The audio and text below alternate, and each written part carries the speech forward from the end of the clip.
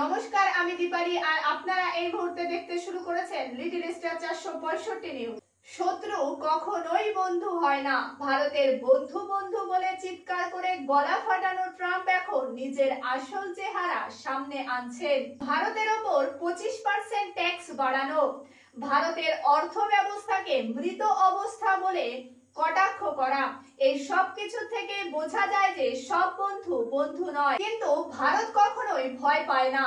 সমস্ত কিছুকে সামনাসামনি মোকাবেলা করতে প্রস্তুত ভারত।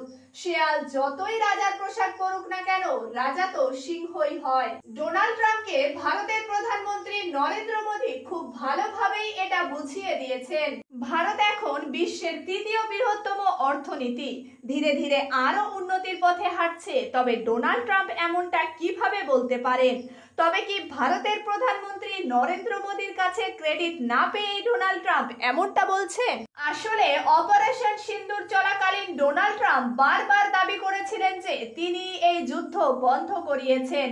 কিন্তু প্রধানমন্ত্রী নরেন্দ্র মোদী দেশের সংসদ ভবনে স্পষ্টই বলেছেন যে ভারত পাক যুদ্ধ চলাকালীন কোনো বিশ্ব নেতা অপারেশন সিন্দুর বন্ধ করার কথা বলেননি।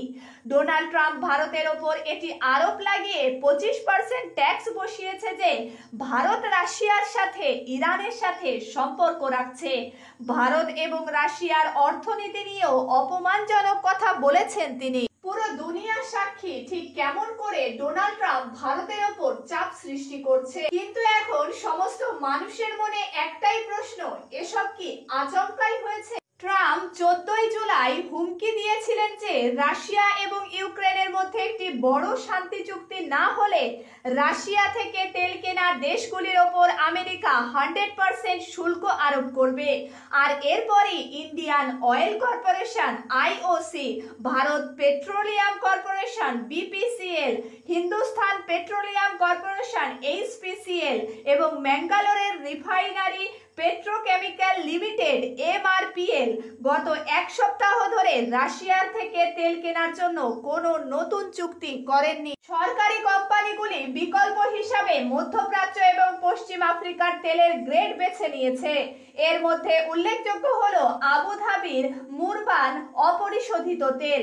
ভারত বিশ্বের তৃতীয় বৃহত্তম তেল আমদানিকারক এবং সমুদ্রপথে আসা রাশিয়ান তেলের বৃহত্তম ক্রেতা। এমন পরিস্থিতিতে সরকারি কোম্পানিগুলির এই নিষেধাজ্ঞা আন্তর্জাতিক তেল বাণিজ্যকে প্রভাবিত করতে পারে।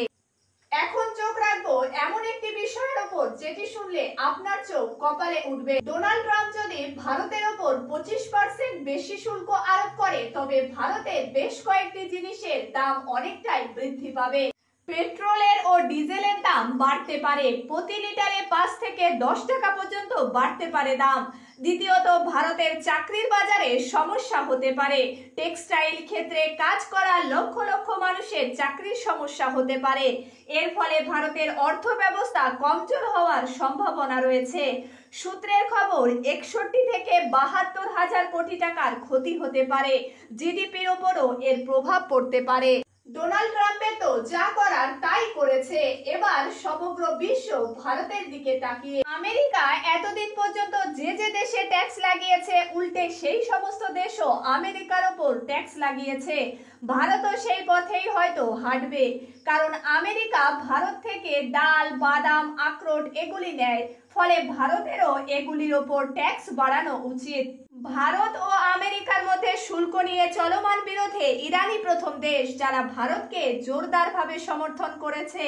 ইরান বলেছে যে আমেরিকা ভারতের বাণিজ্যকে অস্ত্র হিসাবে ব্যবহার করছে। ইরান আরও বলেছে যে অর্থনৈতিক সাম্রাজ্যবাদের বিরুদ্ধে একটি নতুন ব্যবস্থা তৈরি করা এবং উন্নয়নশীল দেশগুলির মধ্যে একটি শক্তিশালী জোট তৈরি করা প্রয়োজন। ভারতের প্রধানমন্ত্রী নরেন্দ্র মোদী সংযুক্ত আরব আমিরাতের রাষ্ট্রপতি মোহাম্মদ বিন জায়েদ আল নাহিয়ানের সাথে এ বিষয়ে ফোনে কথা বলেছেন।